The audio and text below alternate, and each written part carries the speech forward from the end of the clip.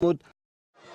آغاز گردیدن موسم امساله چمپیونات ملی مملکت اوید با فوتبال بین دستای لیگ عالی مخلصان و هواداران فوتبال را بالیده راه نمود. تیم خوجند واخوری اول خود را در موسم امساله با دسته خطلون بختر دایر کرد.